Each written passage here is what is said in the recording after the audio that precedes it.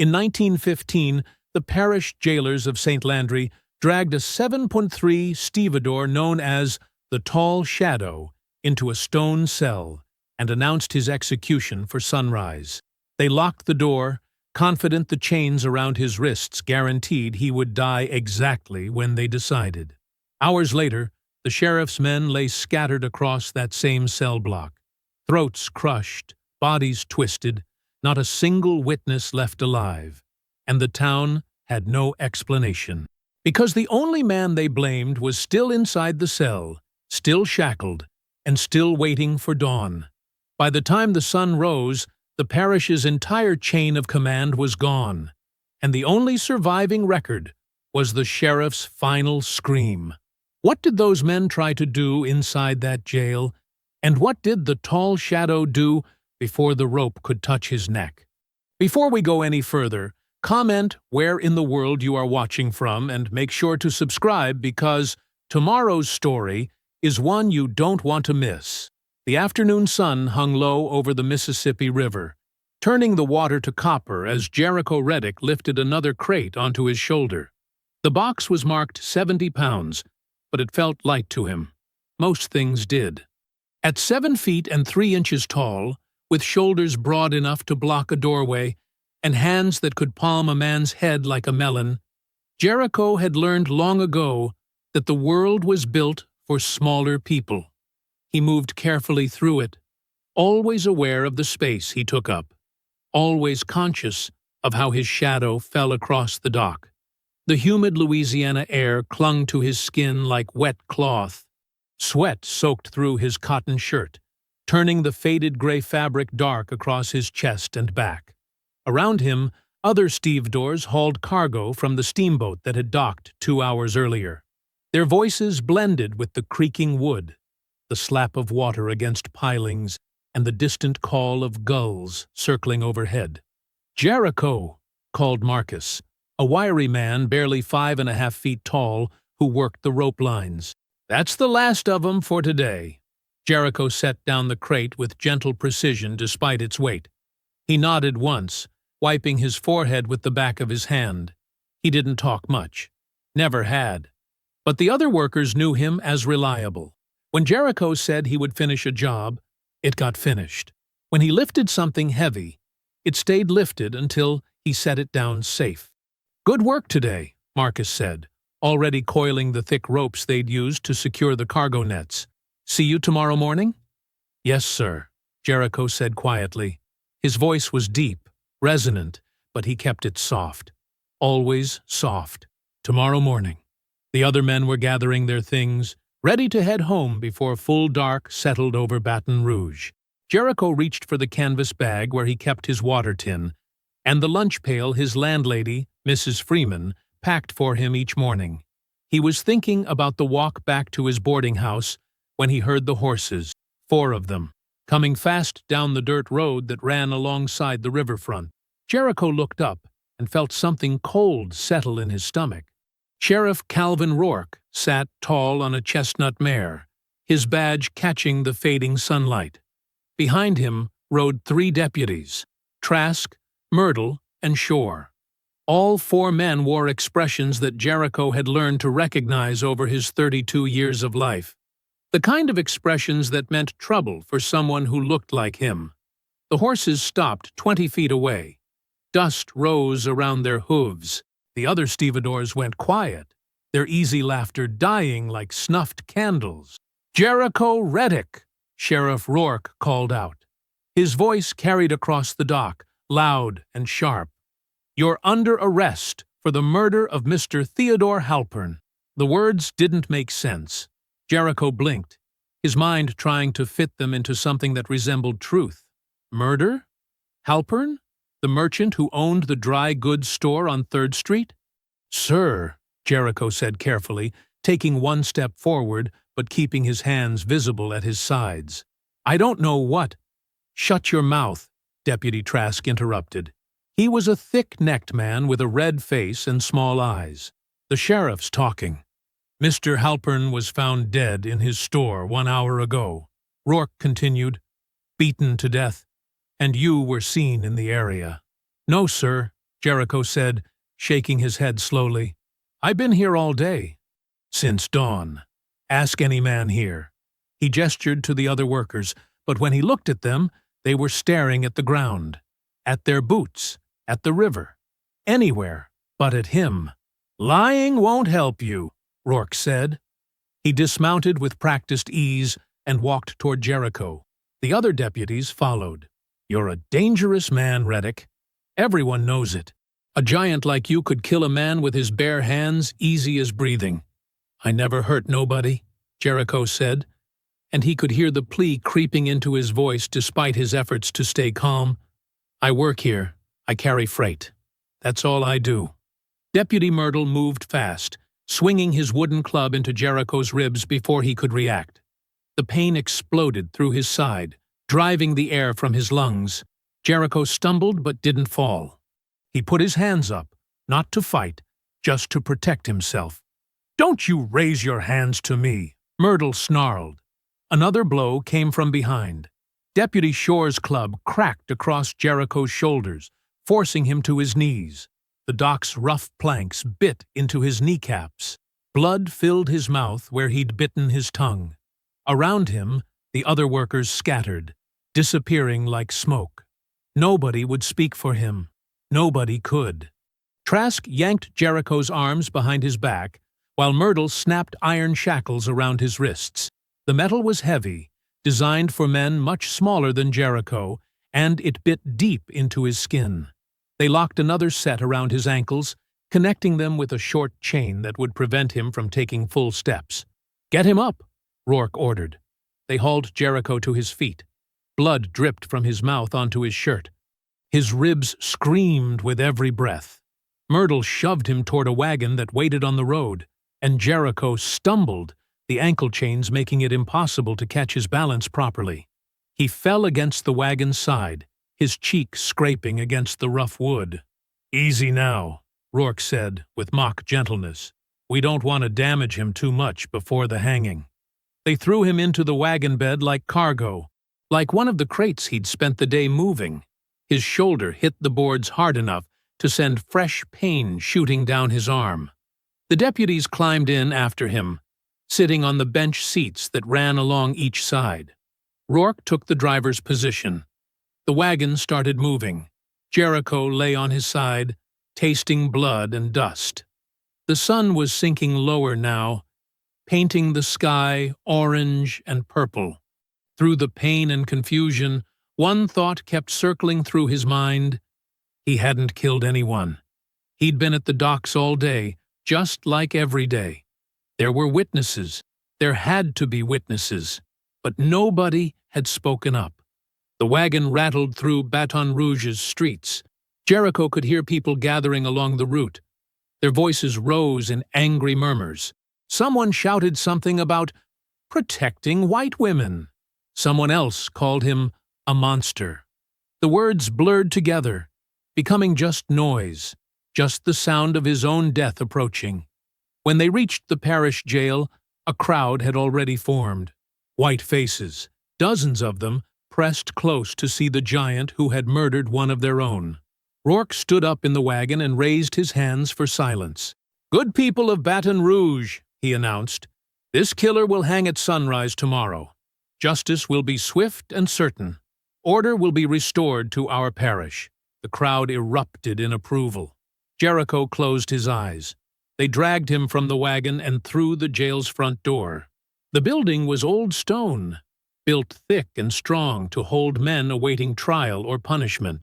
The deputies pushed him down a dim corridor, past empty cells, to the one at the very back, the farthest from the street, the farthest from anyone who might hear what happened inside. Trask unlocked the iron-barred door and swung it open. Myrtle and Shore shoved Jericho inside hard enough that he crashed into the far wall, his chains rattling. The cell was small, maybe 6 feet by 8 feet, with a stone floor and a narrow sleeping bench built into one wall. A bucket in the corner for waste. Nothing else. The door slammed shut with a sound like thunder. The lock clicked into place. "Sleep well, giant," Trask said with a laugh. "It's your last chance." The deputies walked away, their boots echoing on the stone floor. Someone adjusted the lantern that hung outside Jericho's cell, turning the wick down until only a faint glow remained. Shadows filled the corners. Night was falling fast now, darkness seeping through the small barred window set high in the wall. Jericho sat on the sleeping bench, his shackled hands resting in his lap. His ribs ached with each breath. His head throbbed where Myrtle had struck him. But the physical pain was nothing compared to the fear that coiled in his chest like a snake. He was going to die for something he didn't do. Hours passed. The jail grew quiet, except for the occasional creak of settling wood, the scuttle of rats in the walls. Jericho sat very still, trying to pray, trying to think of something that might save him. But his mind kept circling back to that crowd, those angry faces, Sheriff Rourke's confident announcement. Then he heard voices, distant at first, coming from somewhere deeper in the jail, then closer, the deputies returning. "Before sunrise," Trask was saying, his words carrying clearly in the stone corridor. "Plenty of time to have our fun first." "The sheriff said we could," Myrtle agreed. "Said this one needed to be made an example of. Show all the others what happens when they step out of line." "I brought my tools," Shore added. His voice held a note of eager anticipation that made Jericho's skin crawl. "Wire cutters, pliers, all the good ones." They were at the front of the corridor now, just around the corner from where Jericho could see them. Their laughter echoed off the walls. "Nobody's gonna complain if he's already dead when they bring him out for the hanging," Trask said.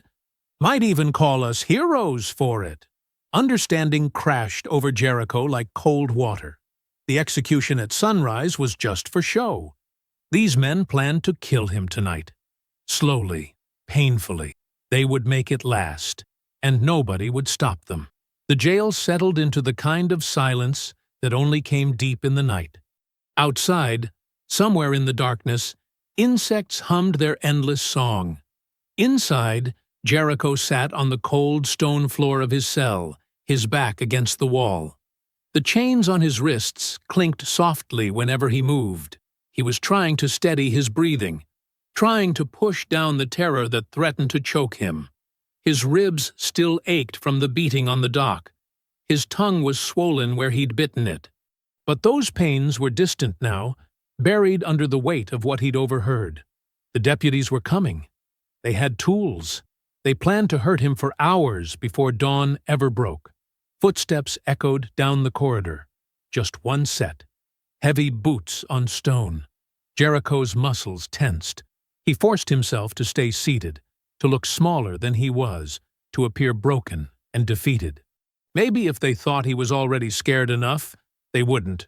Deputy Trask rounded the corner into view. He carried a wooden baton in one hand and a ring of keys in the other. The lantern light caught the cruel smile on his face. "Evening, Giant," Trask said. He stopped outside the cell door, looking Jericho up and down like a man inspecting livestock. "Time to get you ready for your big day." Jericho said nothing. He kept his eyes on the floor. "Not talking now?" Trask inserted a key into the lock. The mechanism turned with a heavy click. "That's fine. You'll be talking plenty in a few minutes. Begging, most likely." The barred door swung open. Trask stepped inside, closing it behind him but not locking it. He wanted to be able to get out fast if needed. Smart, but not smart enough. "Stand up," Trask ordered. Jericho stood slowly, unfolding his massive frame until he towered over the deputy. Even hurt and chained, he was a giant. Trask took an involuntary step backward before catching himself. "You think your size scares me?" Trask raised the baton. "I've broken bigger men than you." He swung the baton at Jericho's knee, a crippling blow meant to bring him down to the floor. But Jericho's reflexes were born from years of working on the docks, catching falling cargo, dodging swinging loads. He twisted his body, and the baton whistled past his leg, striking the stone wall instead. Trask stumbled from the missed swing. Jericho moved without thinking. His chained hands came up, not to strike, just to push the deputy away. But Trask was off balance already. The shove sent him backward, hard. Trask's boots slipped on the smooth stone floor. His arms windmilled, trying to catch himself. The back of his skull hit the wall with a sound like a watermelon splitting. Not loud, almost quiet, but final. Deputy Trask slid down the wall and crumpled onto the floor. His eyes stared at nothing. The baton clattered from his hand. Jericho stood frozen, his chained hands still raised. His breath came in short gasps. He hadn't meant, he'd only tried to push him away. "No," Jericho whispered. "No, no, no." He dropped to his knees beside Trask's body.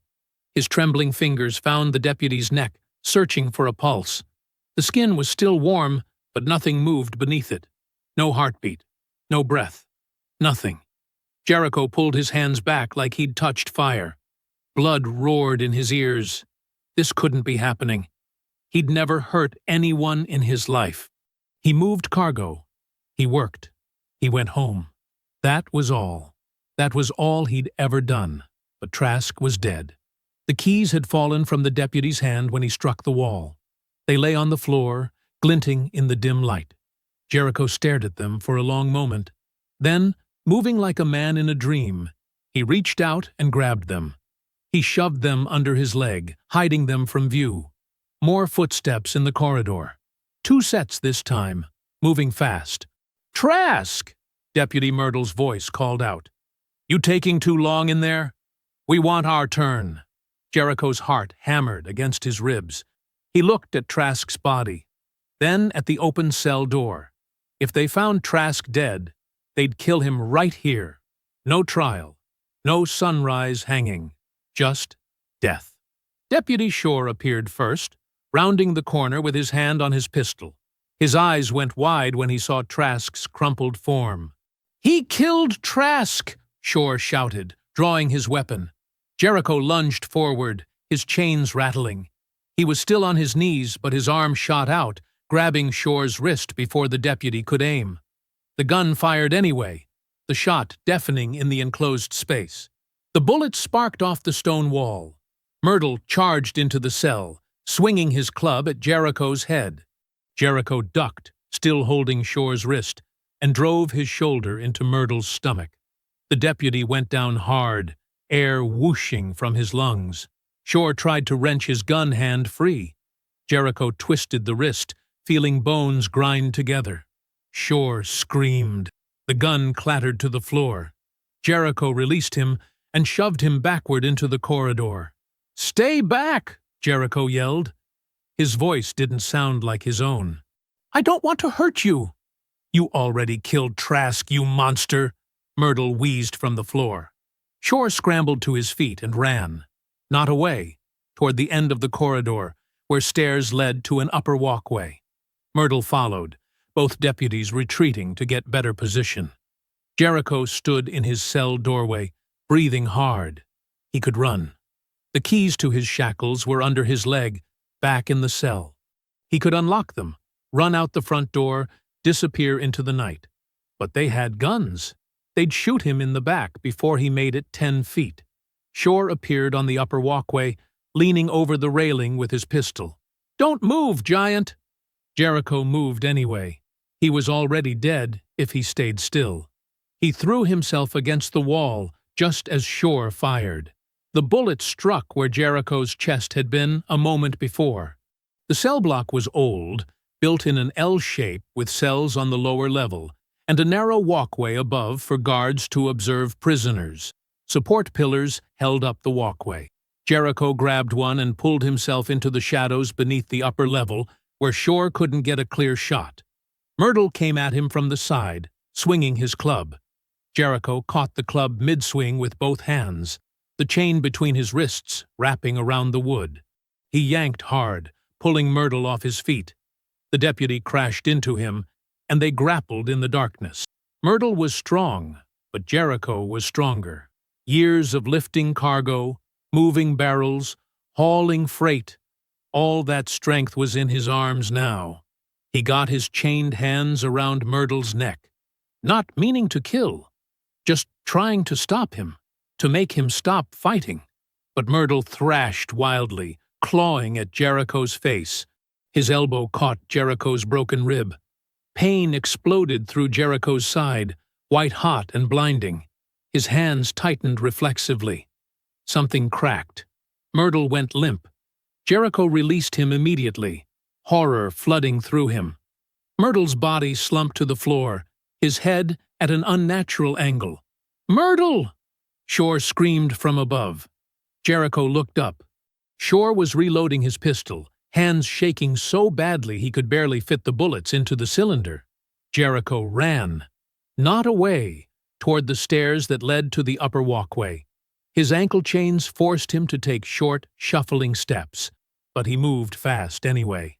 Shore saw him coming and tried to finish loading, but Jericho was already on the stairs, climbing 3 at a time despite the chains. Shore raised the half-loaded pistol. Jericho reached the top of the stairs and grabbed for the gun. They struggled, Shore backing away along the narrow walkway. The railing was old wood, rotted in places. It creaked under their combined weight. Shore pulled the trigger. The hammer fell on an empty chamber. He'd only managed to load 2 bullets and already fired them both. Jericho wrenched the gun from Shore's hands and threw it away. It clattered down to the lower level. Shore's back was against the railing now. His eyes were wide with terror. "Please," Shore whispered. "Please don't." The railing gave way.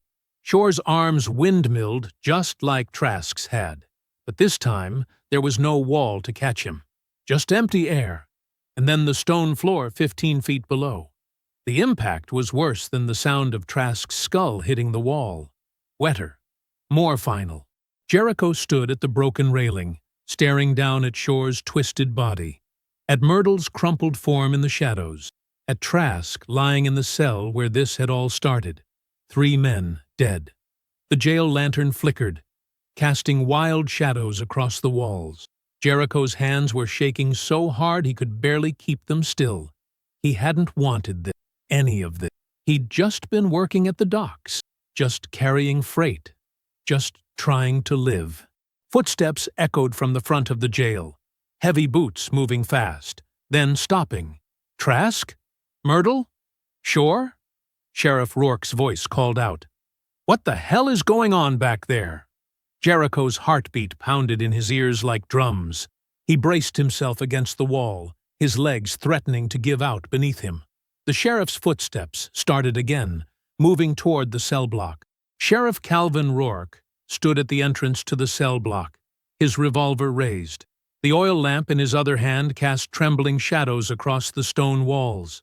He could smell blood, sharp and metallic in the humid night air. "Trask!" he called again. His voice echoed through the empty corridor. "Myrtle? Shore? Answer me, damn it!" Nothing but silence answered him, and something else. Something that made the hairs on the back of his neck stand up. A presence. Someone breathing in the darkness ahead. Rourke moved forward slowly, the lamplight pushing back the shadows. He saw Trask first, crumpled against the wall of the open cell, his head bent at an angle that made Rourke's stomach turn.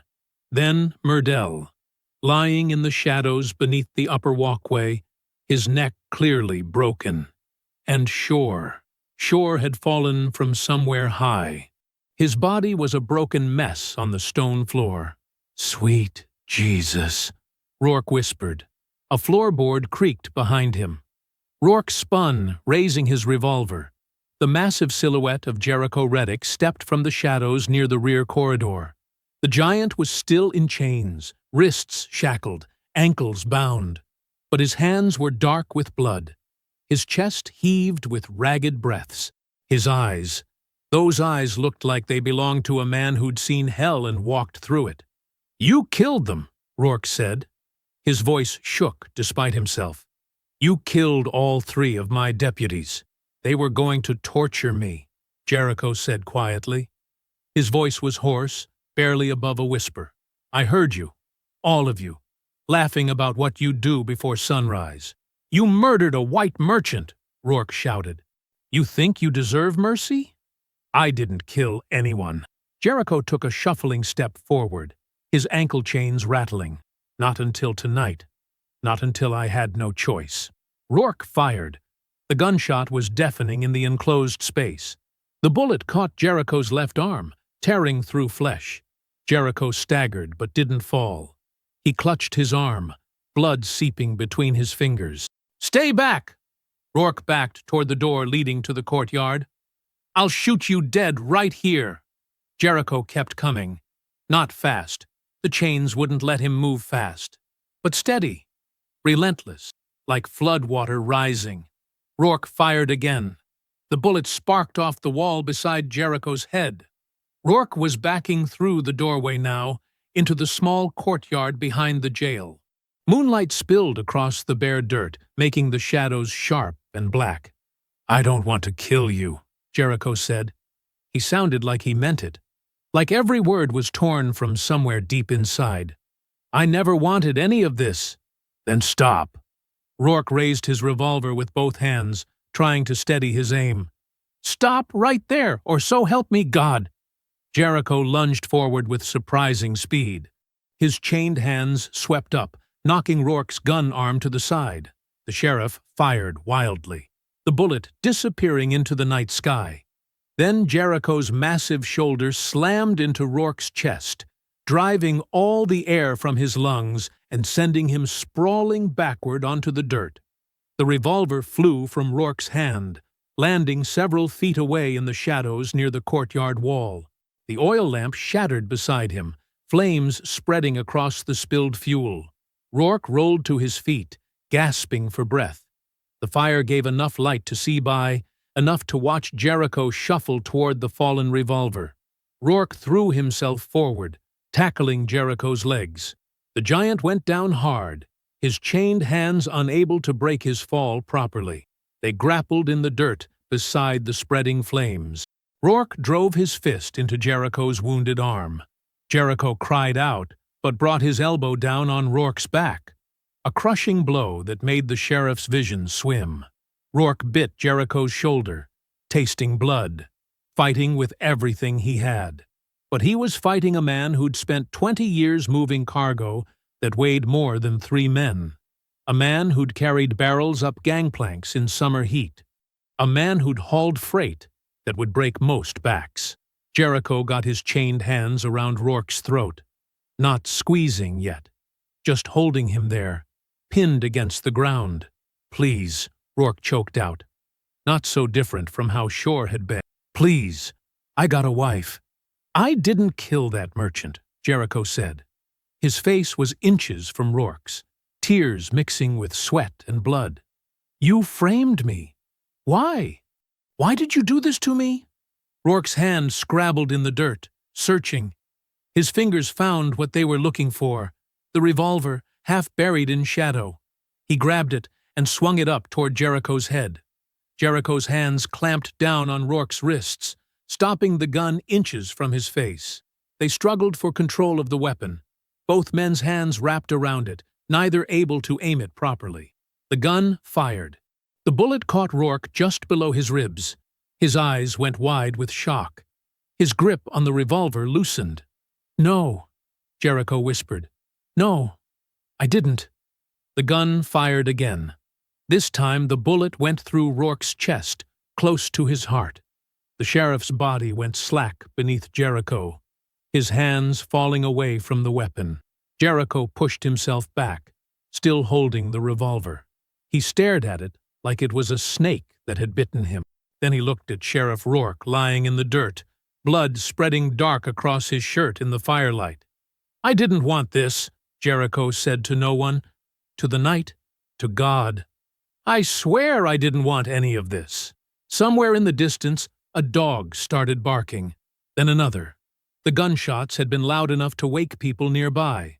Jericho's whole body was shaking. His wounded arm throbbed with each heartbeat. His broken rib sent lightning bolts of pain through his side whenever he breathed. But worse than the physical pain was the weight crushing down on his chest. The weight of 4 dead men. 4 lives ended by his hands in one terrible night.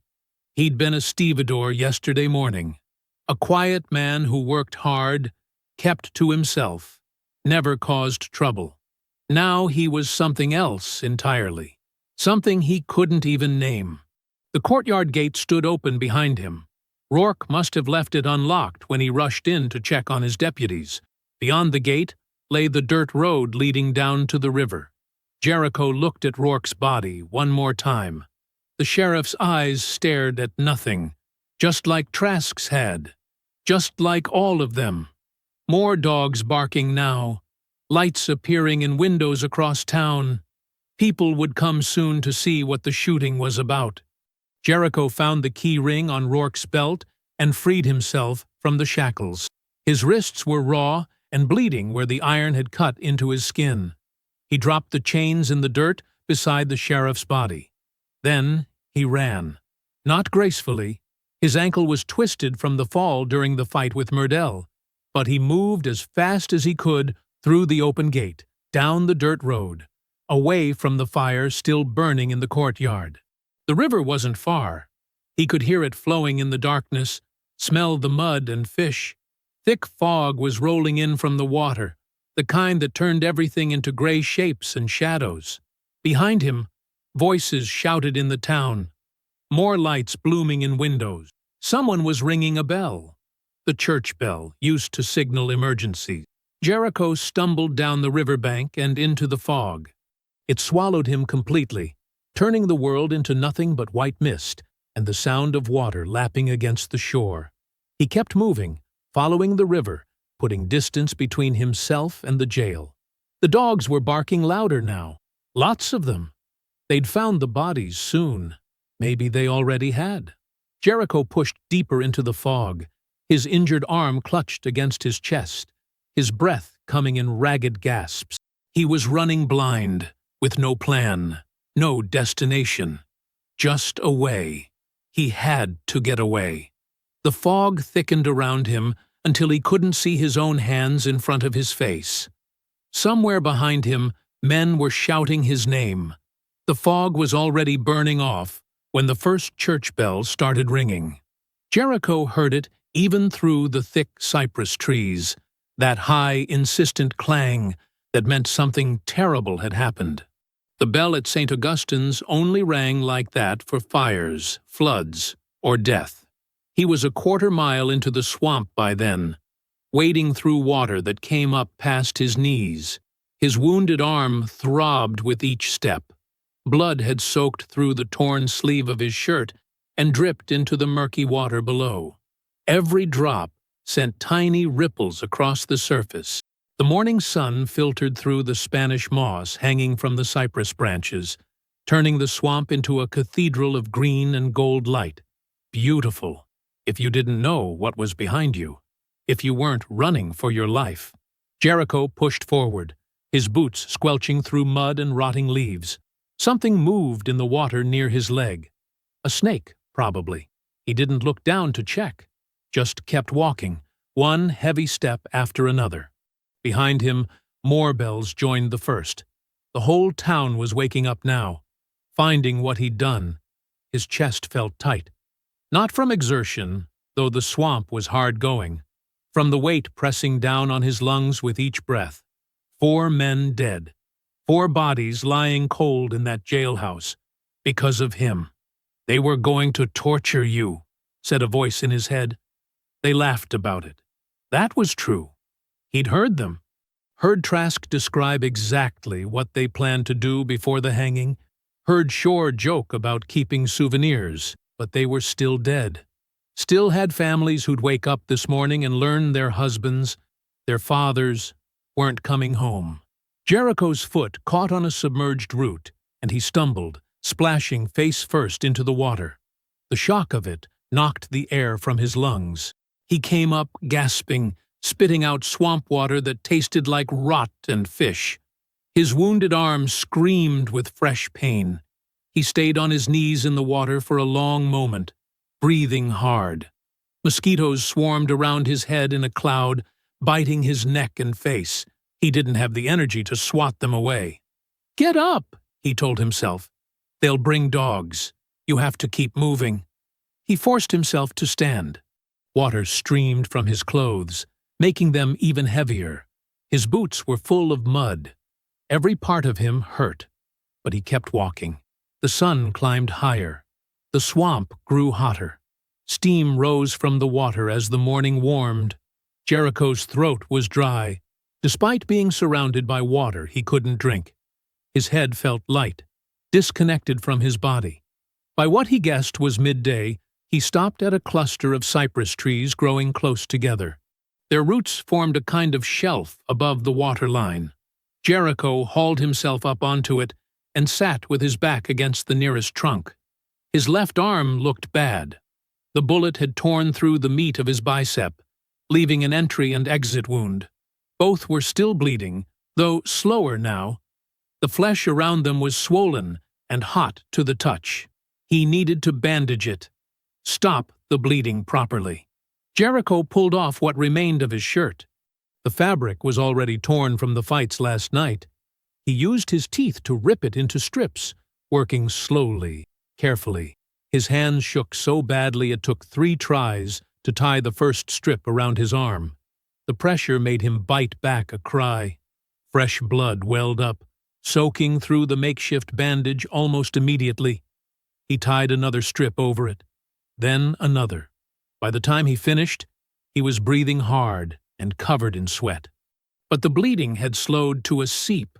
It would have to be enough. He sat there on the cypress roots, shirtless, bandaged, listening to the swamp. Birds called to each other in the canopy above. Frogs croaked from hidden pools. Somewhere distant, an alligator bellowed. And beneath it all, if he listened carefully, he could hear voices. Men's voices, still far away, but getting closer. They were coming. Jericho forced himself to move again. He found a massive old cypress tree about 50 yards deeper into the swamp. Its trunk was hollow at the base. Maybe lightning had struck it years ago, burning out the center. The opening was just wide enough for a man his size to squeeze through if he turned sideways. Inside, the hollow trunk smelled like old wood and animal musk. Some creature had used this as a den once, but it was empty now, and it was shelter. Jericho curled himself into the space, his knees drawn up, his bandaged arm cradled against his chest. He could still hear the men searching. Their voices carried across the water, bouncing off the trees. Dogs barked and bayed. They were spreading out, covering ground. But the swamp was big, miles and miles of it, and Jericho knew how to move quiet when he needed to, how to leave few traces, skills learned from childhood, hunting rabbits and possums with his grandfather. The afternoon wore on. The voices grew distant, then closer, then distant again. They were searching in a grid pattern, probably, organized, methodical. Jericho's eyes grew heavy despite his fear.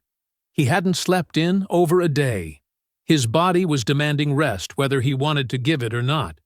In town, Miss Evelyn Miro heard the news while buying flour at Morrison's general store. "Killed all 4 of them," Mrs. Morrison was saying to another customer.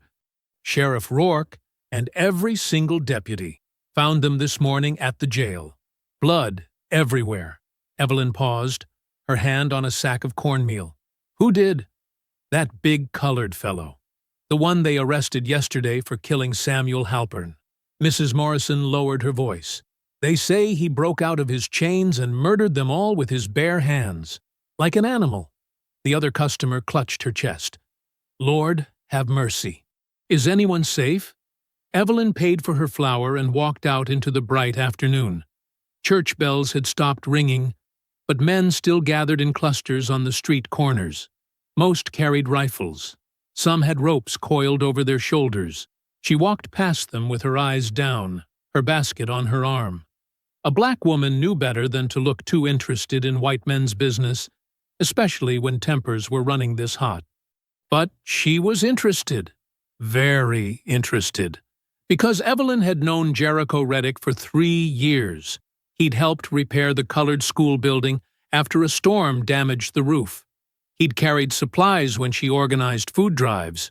He was quiet, gentle, careful about where he stepped and how loud he spoke. She'd never seen him raise his voice, let alone his hands. And Samuel Halpern, the merchant Jericho supposedly killed? Evelyn had seen Halpern 2 days ago, arguing with Sheriff Rourke outside the bank. Loud enough that people stopped to listen. Something about money owed. 4 men dead at the jail. Jericho escaped into the swamp. The pieces didn't fit together the way Mrs. Morrison was describing them. Evelyn made her decision as she walked home. She spent the rest of the afternoon preparing, wrapping bread and dried meat in cloth, filling a canteen with clean water. She had medical supplies from teaching basic nursing to her older students: bandages, carbolic solution, needle and thread. As the sun began to set, painting the sky orange and purple, Evelyn lit her small lantern and packed everything into a canvas sack. Then she walked toward the edge of town, toward the swamp, while the men with rifles searched in the wrong direction. Inside the hollow cypress, Jericho drifted into uneasy sleep as darkness fell. He dreamed of the jail, of Trask's head hitting the wall, of the way Myrtle's body had looked falling from the upper walkway, arms windmilling uselessly, of Sheriff Rourke's eyes going wide as the gun fired. "I didn't want this," he said in the dream. But no one was listening. The swamp at night was a different world than during the day. Evelyn stepped carefully around cypress knees and over twisted roots, her lantern turned down to barely a whisper of light. The wick was trimmed so low the flame was just a dim orange glow, enough to see a few feet ahead, but not enough to draw attention from the search parties still combing the eastern section. She'd waited until full dark to leave town. The men with rifles had returned hours ago, frustrated and empty-handed. They'd gathered at the saloon to drink and plan tomorrow's search. Evelyn had walked past slowly, listening to their angry voices drift through the open windows. Now she was alone in the swamp with nothing but the sounds of night creatures and the soft splash of her boots in shallow water. "Jericho," she called softly, then waited, listening. Nothing but frogs and insects. She moved deeper, following what looked like a game trail winding between the trees. Her heart beat fast in her chest. She wasn't afraid of the swamp itself. She'd grown up near these waters, knew how to watch for cottonmouths and where to step to avoid sinkholes. But she was afraid of what she might find, or not find. "Jericho Reddick," she called again, a little louder. "It's Evelyn Moreau, from the school. I'm here to help." A long silence followed. She kept walking, lantern held low. Then a voice came from somewhere to her left, rough and exhausted. "Miss Evelyn?" She turned toward the sound. "Yes, it's me. Where are you? Don't come closer." His voice was thick with something, pain, maybe, or shame. I'm not safe to be around right now." Evelyn raised her lantern slightly. She could see the massive cypress tree now, its hollow base like a dark mouth. Movement inside, a shape too large to be anything but him.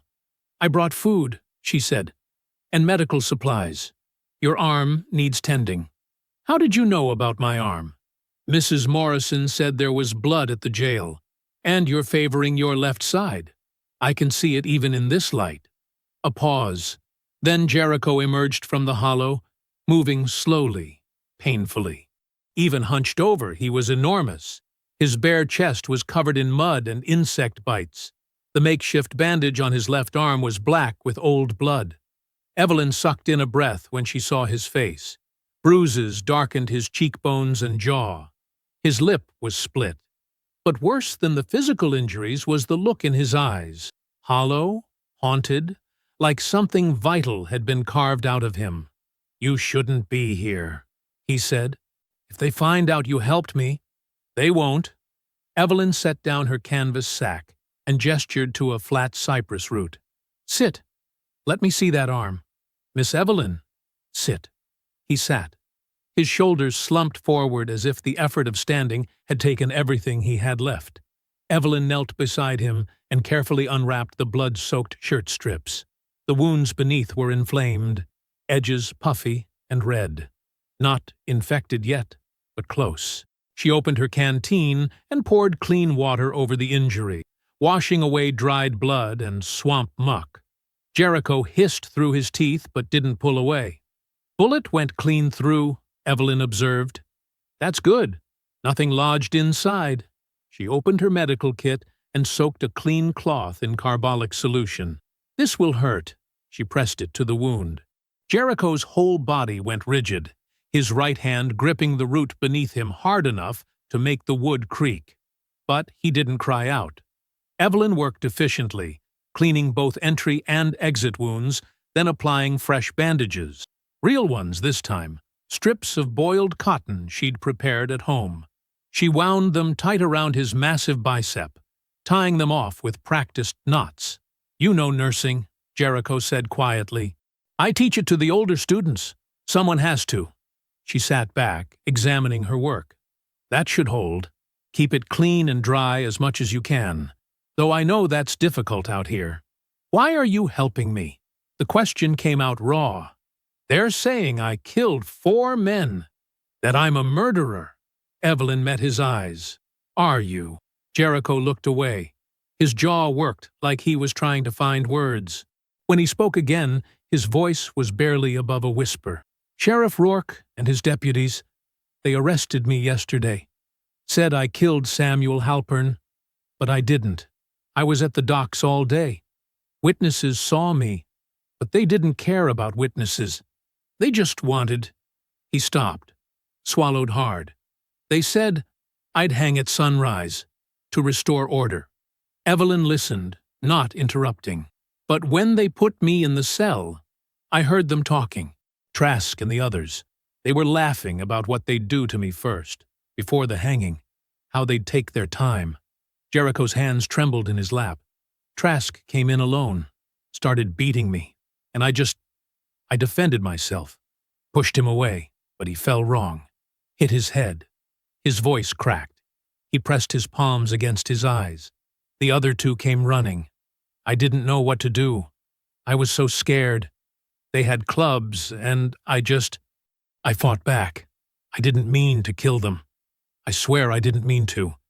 But they kept coming, and I couldn't think, and the sheriff?" Evelyn asked gently. "He tried to shoot me. We fought. The gun went off." Jericho lowered his hands. His eyes were wet. "4 men are dead because of me. 4 men with families, and I can't take it back.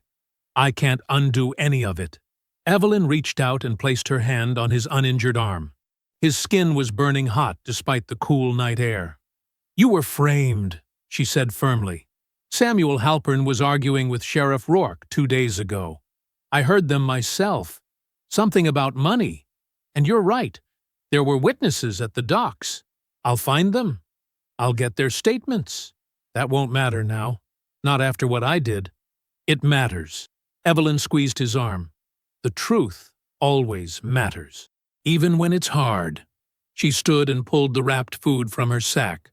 Bread, dried meat, apples. She set it all on the root beside him. "Eat," she said. "Keep your strength up. I'll come back tomorrow night. Same time. And I'll bring news. Miss Evelyn, you can't risk this. If they catch you—" "They won't." She picked up her lantern and turned the wick even lower. "Stay hidden during the day. Move as little as possible.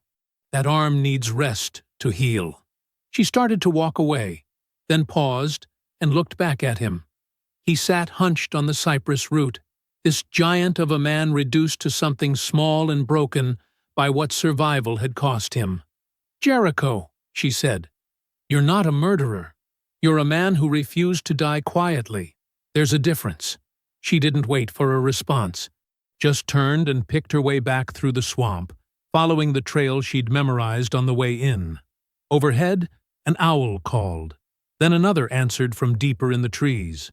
Jericho watched her lantern fade to nothing, swallowed by the darkness between the cypresses. For the first time since pulling that trigger, since feeling Sheriff Rourke's life end under his hands, Something stirred in his chest. Not quite hope. Hope seemed too bright a word for what he felt. But maybe the faintest possibility that he might survive this, that someone believed him, that the truth might matter after all, even for a man like him. He reached for the bread Evelyn had left and tore off a piece. His hands still shook, but he managed to eat. Jericho woke to sunlight filtering through the cypress canopy, thin and greenish. His body felt like it had been run over by a freight wagon. Every muscle ached. The wound on his arm throbbed with each heartbeat. He sat up slowly, wincing. The hollow trunk had kept him hidden and dry, but it hadn't been comfortable. His back protested the movement. He was too tall to sleep properly curled up in such a small space. The food Evelyn had brought sat where he'd left it, wrapped carefully. He ate an apple slowly, rationing what he had. No telling when she'd be able to return. No telling if she'd be able to return at all. The swamp was alive with morning sounds. Birds called from the trees, insects hummed. Somewhere distant, a gator bellowed. Normal sounds, peaceful sounds. Like the world didn't know 4 men were dead, and he was the one who'd killed them. Jericho checked his bandages. Still clean? No red streaks crawling up his arm. That was good. Evelyn had done fine work. He drank water from a clean pool he'd found last night, careful to stay low and out of sight. The day crept forward. Hot, humid, miserable. He stayed in the hollow mostly, only venturing out once to relieve himself and scout the immediate area. No sounds of dogs or men. Just the swamp doing what swamps did. By midday, the heat was brutal. Sweat ran down his face and chest. The air felt thick enough to chew.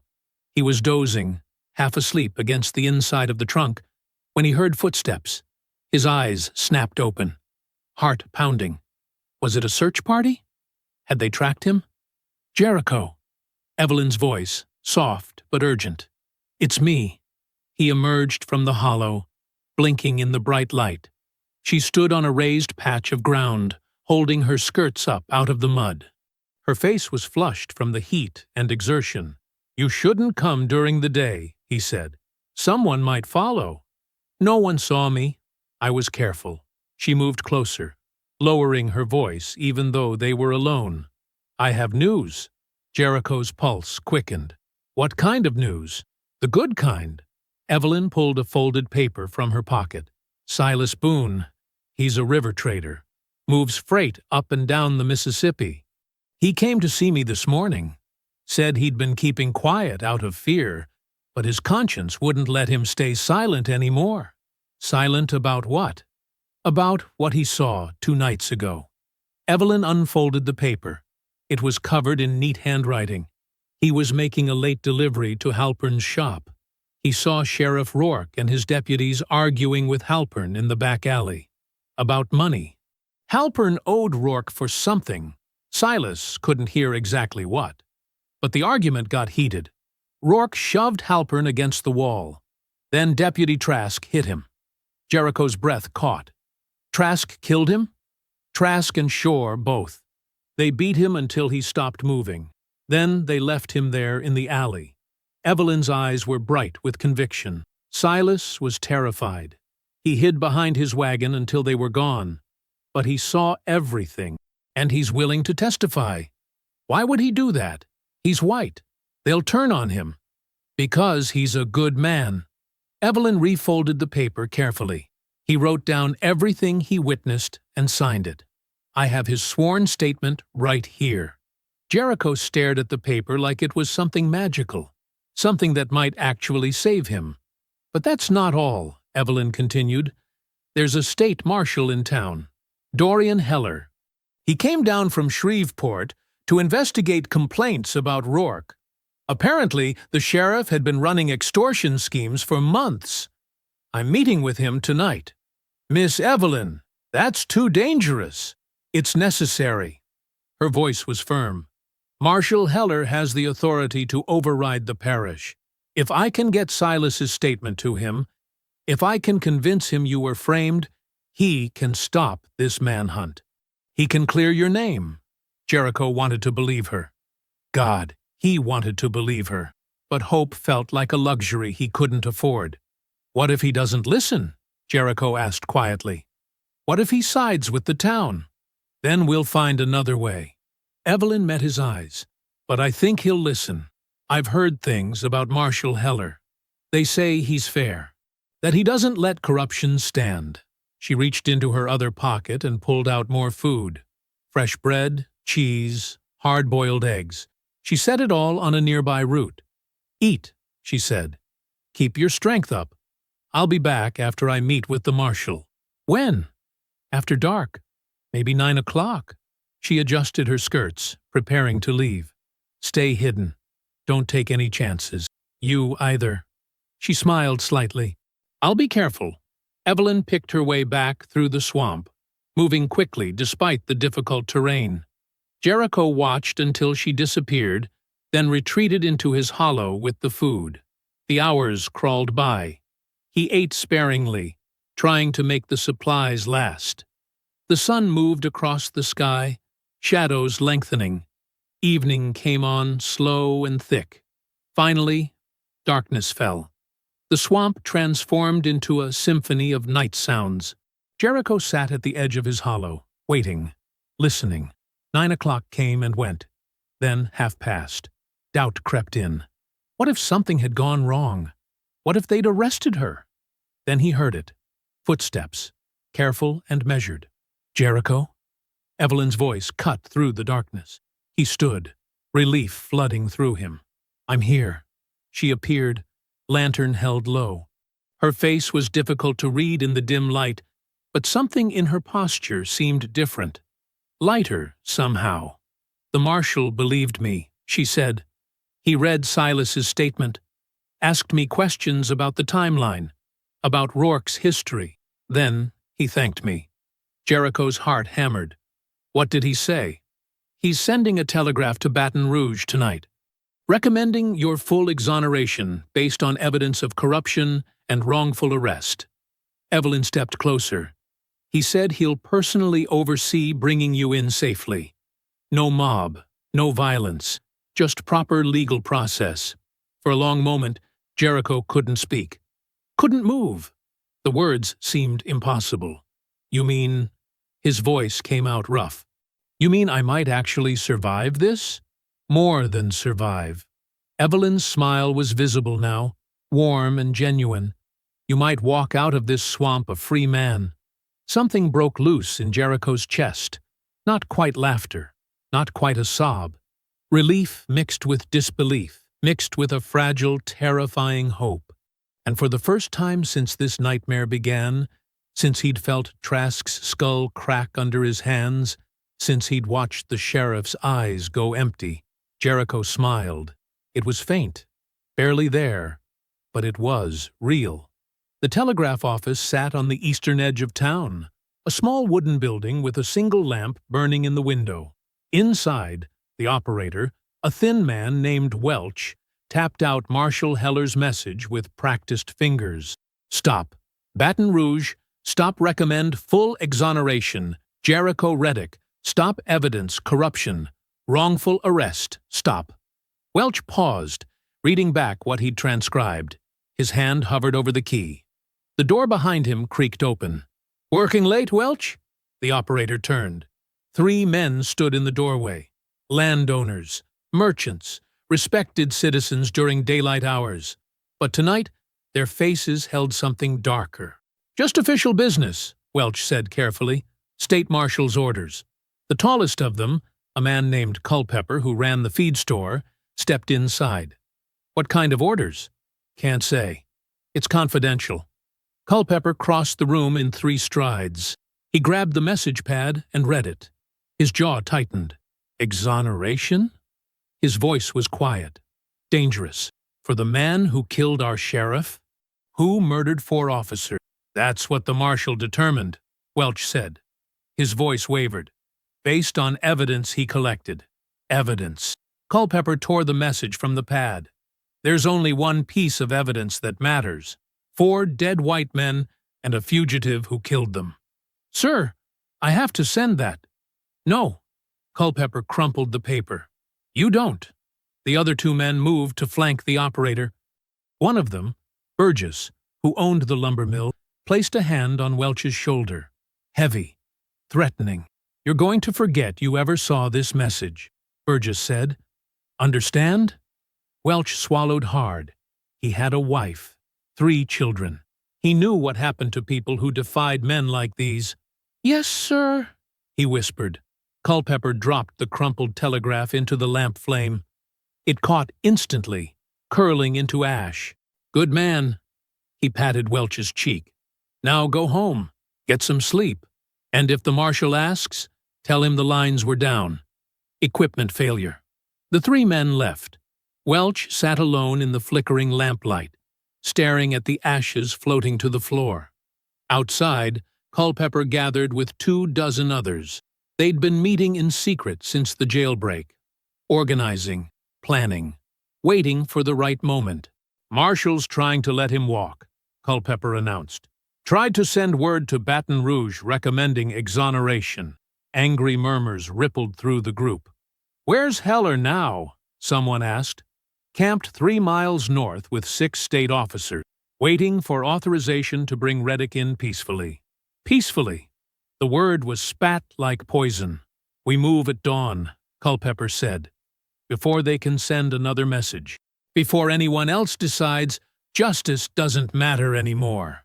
The militia dispersed into the darkness, gathering weapons and ammunition. By midnight, they were assembled at the northern road. By 3 in the morning, they'd positioned themselves in the woods surrounding the marshal's camp. Dawn came slowly, gray and humid. Mist hung between the trees. Marshal Heller's camp stirred as officers woke and started a cook fire. Culpepper gave the signal. The first shot shattered the morning quiet. An officer by the fire jerked backward, blood blooming across his chest. He hit the ground before the sound of the gunshot faded. "Ambush!" someone shouted. Chaos erupted. The state officers scrambled for cover as bullets tore through their camp. Tents collapsed. Equipment scattered. Men dove behind trees and supply crates, returning fire blindly into the woods. Marshal Heller grabbed his rifle and rolled behind an overturned wagon. A bullet splintered the wood inches from his head. He fired back, seeing muzzle flashes but no clear targets. "Fall back!" he shouted. "Retreat to the vehicles!" But the militia had surrounded them. Officers fell one by one. Young men who'd come to enforce the law, cut down in a coordinated massacre. Heller felt something punch into his side, hot and sharp. He looked down and saw blood spreading across his shirt. Another bullet grazed his shoulder, spinning him around. He stumbled backward into the brush, firing his last rounds to cover his escape. Behind him, the gunfire continued. Screams, the wet sounds of impact, death, happening in real time. Heller pushed deeper into the woods, clutching his wounded side. Blood ran between his fingers. His vision swam. But he kept moving, knowing if he stopped, he'd die. The shooting gradually ceased. Silence fell, broken only by groans and the crackle of burning tents. Culpepper walked through the carnage, surveying the bodies. 4 state officers dead. 2 more dying. The marshal gone, wounded but escaped. "Find him," Culpepper ordered. "He can't have gotten far." But the woods were thick, and the blood trail disappeared into a creek. After an hour of searching, they gave up. "Doesn't matter," Burgess said. "We've got what we need." They staged the scene carefully, placed weapons near the dead officers, fired additional shots into the trees to make it look like a prolonged battle. Then they rode back to town, spreading their version of events. By mid-morning, the story was everywhere. The swamp butcher had attacked the marshal's camp, murdered state officers in cold blood. The marshal was missing, presumed dead. Signs went up on every corner. Wanted dead or alive. Jericho swamp butcher. Reddick mass murderer, $500 reward. Evelyn heard the news while shopping for supplies. Her blood ran cold. She knew immediately what had really happened. knew the marshal had been trying to help, and the town had silenced him for it. She hurried home, planning to wait until dark before going to warn Jericho. But she never made it inside. 4 men waited on her porch, Culpepper among them. "Miss Moreau," he said pleasantly, "we need to have a conversation." "About what?" "About your nighttime trips into the swamp. About the supplies you've been purchasing. About your meetings with the marshal." Evelyn's heart hammered. "I don't know what you mean." "Yes, you do." Culpepper stepped closer. "You've been aiding a fugitive, a mass murderer. That makes you complicit in his crimes." "Jericho didn't kill those officers," Evelyn said. "He was in the swamp when—" "You admit to knowing his location." Too late, Evelyn realized her mistake. Culpepper smiled. "Take her," he said. They grabbed her arms. Evelyn struggled, but they were too strong. They dragged her to a wagon and threw her inside, binding her wrists. "Where are you taking me?" "Jail," Culpepper said. "Where you'll stay until your friend turns himself in. Or until we find him, whichever comes first." The wagon rolled away. Evelyn watched her house disappear, fear and rage churning in her chest. Deep in the swamp, Jericho was checking his bandages when he heard it. Distant gunfire. Not the single shots of hunters. A sustained barrage. Battle sounds. He stood, listening. The shooting continued for several minutes, then stopped abruptly. Something was wrong. Terribly wrong. He wanted to go investigate, but that would be suicide. He'd be walking straight into whatever hell had just erupted. So he stayed in his hollow, waiting, hoping Evelyn would come with news. But as the sun climbed higher and the hours dragged past, as the swamp remained quiet except for normal daytime sounds, Jericho felt that fragile hope, the hope that had made him smile just hours ago, begin to crack, then shatter, then die. Jericho waited until dusk, then past dusk. The sky darkened to purple, then black. Stars appeared between the cypress branches. Evelyn didn't come. She always came. He climbed from the hollow and moved to the water's edge, scanning the darkness for lantern light. Nothing. Just the normal sounds of the swamp settling into night. Frogs calling, owls hunting, water lapping against roots. The silence felt wrong, heavy, like the air before a storm. Jericho's mind raced through possibilities, each worse than the last.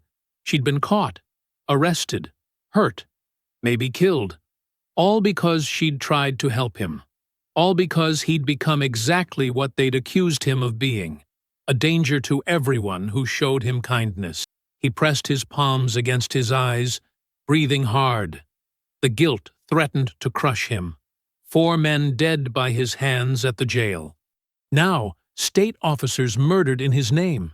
And Evelyn, brave, kind Evelyn, paying the price for believing he deserved justice. "No," he whispered. "No, no, no." He couldn't let her die. Couldn't let her sacrifice herself while he hid like a coward in the mud. Jericho straightened, decision crystallizing in his chest. If they had her, he'd get her back. If they'd hurt her, he'd make them answer for it. He was done running. Done hiding. Done letting others suffer for crimes he never committed. He moved through the hollow, collecting what little he had. The torn shirt he'd used as bandage, a handful of berries he'd gathered, the small knife Evelyn had brought him, barely longer than his palm. Not enough? Not nearly enough. He needed a weapon, something that could match the rifles and numbers the militia carried.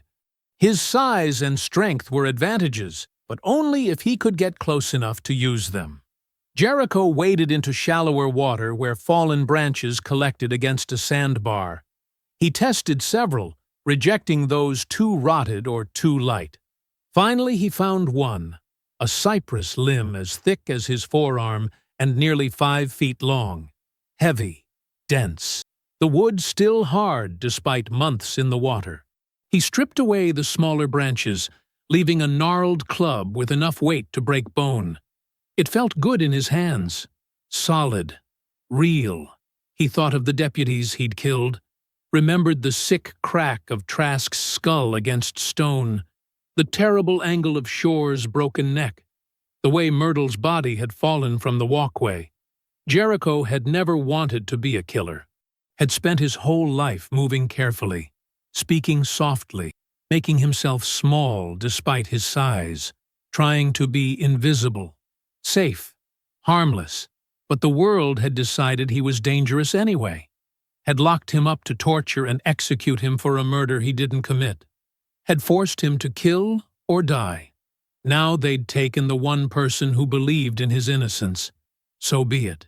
If they wanted dangerous, he'd give them dangerous.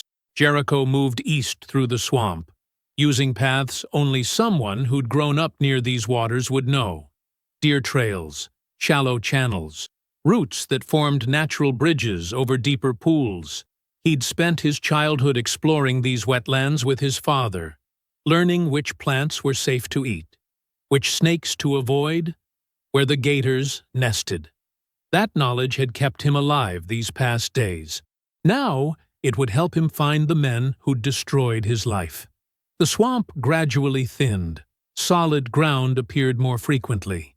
Jericho slowed, moving with careful precision despite his size.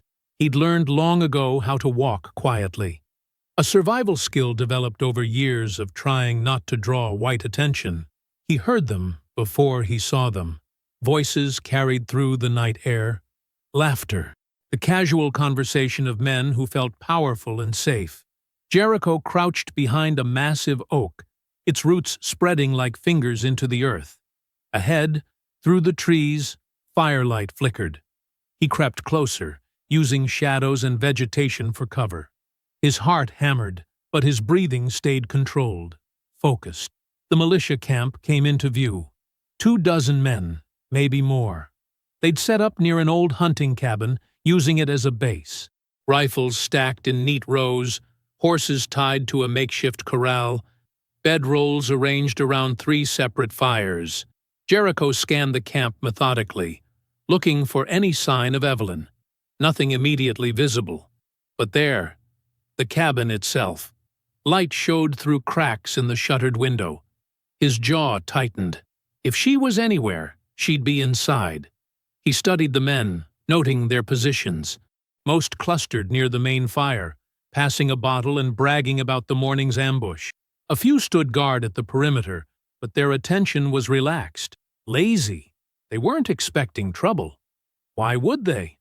As far as they knew, Jericho was still deep in the swamp, hiding, harmless. He watched them for over an hour, learning their patterns. The guards rotated every 30 minutes. The bottle made several rounds, loosening tongues and reflexes. Some men drifted to their bedrolls to sleep. The camp was settling, getting comfortable. Perfect. Jericho tested the weight of his club again, feeling the familiar ache in his wounded arm. The bleeding had stopped, but the muscle was stiff. Painful. He'd have to compensate. Use his left hand more. Strike harder to make up for reduced mobility. He could do this. Had to do this. Because Evelyn had risked everything to help him. Had seen him not as a monster or a giant or a threat, but as a man. A human being who deserved truth and justice. No one had looked at him that way in longer than he could remember. Jericho shifted position, choosing his approach carefully. He'd wait another hour. Let more of them sleep. Let the guards grow even more complacent. Then, he'd move. The club rested against his shoulder, solid, ready. In the camp, someone threw another log on the fire. Sparks spiraled into the darkness, bright and brief. The men laughed at some joke Jericho couldn't hear. He watched them. Every face, every movement, memorizing. These were the men who'd framed him, who'd murdered state officers and blamed him for it, who'd taken Evelyn and would kill her without hesitation if it served their purpose. They thought they were safe. Thought justice was something they could twist to their will. Thought power meant they could destroy lives without consequence. They were wrong. Jericho settled into position, muscles coiled, patient, waiting for the right moment. Pre-dawn arrived cold and gray.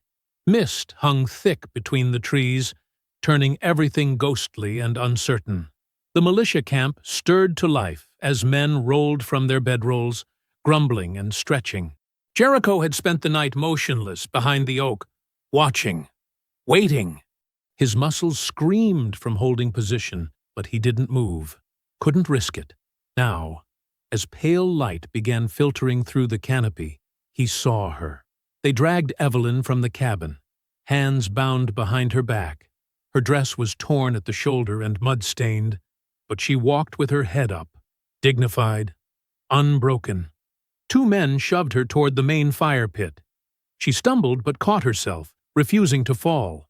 "Sit down," one of them ordered, pushing her shoulders roughly.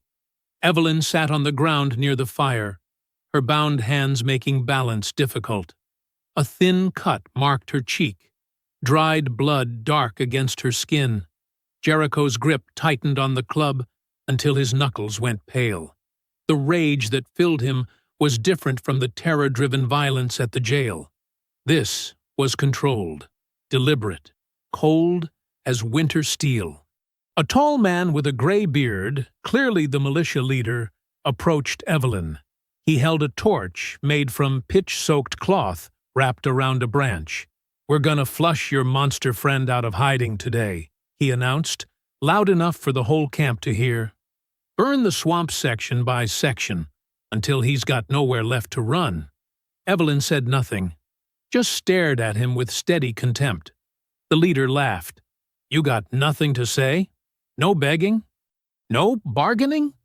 You already murdered innocent men," Evelyn replied, voice calm despite everything. "You destroyed evidence. You're planning to burn down half the parish to cover your crimes. What could I possibly say that would matter to men like you?" The leader's smile vanished. He backhanded her hard enough to knock her sideways. Jericho moved. He'd planned to wait longer, let more of them gather around the fire where he could see them all. But watching Evelyn get struck erased calculation from his mind. He burst from cover, moving faster than something his size should be able to move. The nearest guard turned at the sound, but Jericho's club caught him in the ribs before he could shout. The man went down, gasping, wind knocked from his lungs. "What the hell?" Jericho swung again, catching a second man across the shoulder. Bone cracked. The man screamed. The camp erupted into chaos. Men scrambled for rifles. Others grabbed torches or knives. Someone fired a wild shot that splintered bark above Jericho's head. He didn't stop. Couldn't stop. He moved through them like a storm, using the club to disarm and disable. A rifle knocked from someone's hands. A knee swept from under another. He used his size and reach to control space, keeping them off balance. "It's him!" someone shouted. "The giant!" Jericho drove his shoulder into one man's chest, sending him flying backward into two others. They went down in a tangle of limbs. He spotted Evelyn through the chaos. She'd rolled away from the fire, trying to get clear of the fighting. The leader stood over her, torch raised high. "Burn her!" he shouted. "Burn the—" Jericho's club hit his wrist with enough force to send the torch spinning away. It landed in dry grass, flames spreading quickly. The leader clutched his broken wrist, face twisted with pain and fury. "Kill him! Kill the bastard!" Three men rushed Jericho from different angles. He caught the first with an elbow to the jaw, swept the second's legs. The third got inside his reach and drove a knife toward his ribs. Jericho twisted, taking the blade along his side instead of deep in his chest. Pain flared hot and immediate. He grabbed the attacker's arm and threw him bodily into the spreading fire. The man rolled away screaming, clothes smoking. More gunshots. Jericho felt something graze his shoulder, heard the angry buzz of a bullet passing too close. He needed to reach Evelyn. Get her free. Get her away from— "Federal Marshal! Drop your weapons!" The shout cut through the chaos like a church bell. Men froze, heads turning. Marshal Dorian Heller emerged from the tree line, supported by 2 state officers. Blood soaked through bandages on his chest and leg, but he held his rifle steady. Behind him, 4 more officers spread out, weapons raised. "I said drop them!" Heller's voice carried absolute authority despite his injuries. Rifles clattered to the ground. Men raised their hands, looking between the marshal and Jericho with confusion and fear. Jericho stood breathing hard, club still raised, blood running down his side from the knife wound. He didn't lower his weapon. Couldn't trust this wasn't some new trick. Heller limped forward, officers flanking him. "Jericho Reddick, you need to step back. We're here to help." "They took her," Jericho managed, voice rough. "They were gonna—" "I know." Heller gestured to one of his men. "Cut her loose. Now." An officer hurried to Evelyn, drawing a knife to slice through the ropes binding her wrists. She gasped as circulation returned, rubbing feeling back into her hands. "These men," Heller continued, voice carrying across the camp, "are under arrest for murder of state officers, destruction of federal communications, arson, conspiracy, and kidnapping. The real killers of Merchant Halpern were Sheriff Rourke and his deputies, as proven by sworn testimony we recovered after the ambush." The militia leader sputtered. "That's a lie. We were." "You were covering up a murder by framing an innocent man," Heller interrupted. "Then you killed my men to hide the evidence. We found the intercepted telegraph, found the bodies where you left them." He turned to Jericho, expression hard but not unkind. "You need medical attention. My officers will escort you and Miss Moreau back to town under federal protection." Jericho's club finally lowered. His arm shook from exhaustion and pain. "I killed them," he said quietly. "The sheriff and deputies, I killed all 4. "In self-defense during an unlawful execution attempt," Heller replied firmly. "That's what the record will show. That's what the truth is." Officers moved through the camp, shackling the militia members. Some tried to protest. Others just stared at the ground, defeat written across their faces. Evelyn stood on trembling legs and walked toward Jericho. She moved slowly at first, then faster. He dropped the club and caught her as she reached him, her arms wrapping tight around his waist despite the blood soaking his clothes. "I thought they'd killed you," she whispered against his chest. Jericho's huge frame shook, not from fear this time, from relief so profound it felt like breaking. He carefully wrapped his arms around her, mindful of his strength, and let himself believe, just for a moment, that maybe survival had been worth the cost. "I got you," he said softly. "You're safe now." Evelyn pulled back just enough to look up at his face. Tears tracked through the dirt on her cheeks. "We're both safe," she corrected. Finally. 2 days later, Jericho sat in a different kind of cell. This one had windows, real glass windows that let in actual sunlight, a wooden chair instead of stone floor, a guard who brought him breakfast without spitting in it first. Marshal Heller had called it protective custody, said Jericho was a federal witness now, not a prisoner. The distinction felt fragile as morning frost, but Jericho tried to hold on to it anyway. He could hear activity outside, wagons rolling past, merchants calling their wares, normal town sounds he'd almost forgotten existed. Through the window, he watched people going about their business, none of them looking at the marshal's office with murder in their eyes. The door opened. An officer gestured for him to stand. "Time for the hearing, Mr. Reddick." Mr. Reddick. Not boy, not giant, not the tall shadow. Just his name, spoken with basic human respect. Jericho stood carefully, mindful of the fresh bandages wrapped around his ribs where the knife had caught him. The wound wasn't deep, but it pulled whenever he moved too quickly. They walked him down a hallway into a large room set up like a courtroom. Wooden benches filled with people, some black faces, some white, all watching him enter. Marshal Heller sat at a table near the front, papers spread before him. A federal judge presided from a raised desk, silver-haired and severe-looking. Evelyn sat in the front row. When she saw Jericho, her face brightened with a smile that made his chest ache with gratitude. She wore a clean dress, the cut on her cheek healing to a thin red line. "Please be seated," the judge instructed. Everyone sat. The room fell silent except for someone coughing near the back. Marshal Heller stood, moving stiffly from his injuries. "Your Honor, the federal government has completed its investigation into the death of Merchant Samuel Halpern and the subsequent deaths of Sheriff Calvin Rourke and Deputies Trask, Myrtle, and Shore." He lifted a document.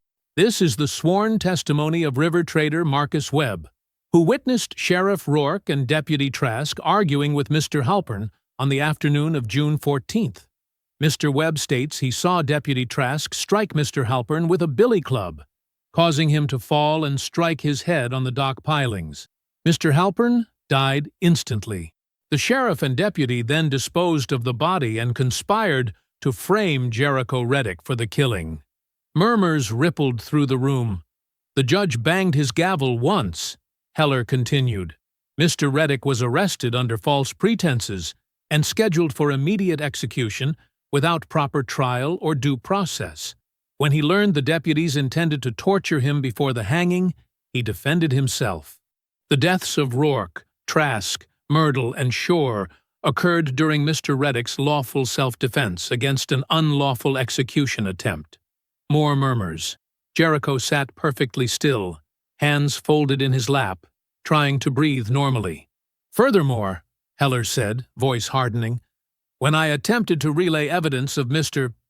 Reddick's innocence to state authorities, members of the Cypress Parish militia intercepted federal communications, ambushed my camp, and murdered 3 state officers.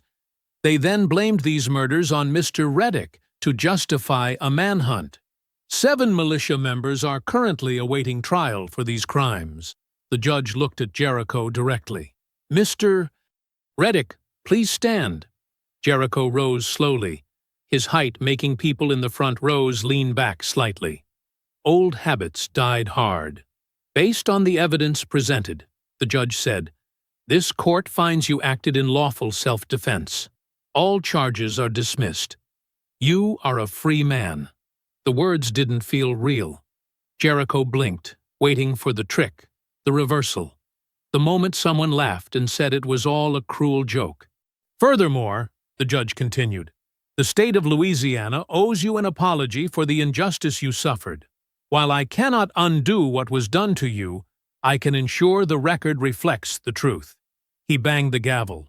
"This hearing is concluded." People stood, talking all at once. Evelyn rushed forward, and this time Jericho didn't hesitate. He embraced her properly, carefully, mindful of his strength but no longer afraid to show what he felt. "You're free," she whispered. "Truly free." Jericho nodded against her hair, unable to speak past the tightness in his throat. Marshal Heller arranged everything with efficient precision. Federal protection during relocation, travel papers, a letter of introduction to foundry managers in Atlanta who'd been told to expect a skilled worker with an unusual past.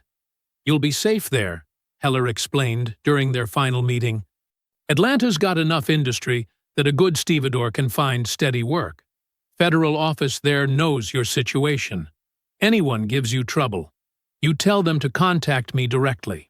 Jericho accepted the papers with hands that only shook a little. "Thank you, sir." "You survived something that should have killed you," Heller replied. "Don't waste that survival. Live well. Live quietly. Live long." "I intend to." That evening, Jericho packed the few belongings he'd accumulated, a spare shirt, the bandages he'd need to change regularly, the papers that proved he existed as something other than a monster in white folks' nightmares. Evelyn found him as the sun began its descent toward the horizon.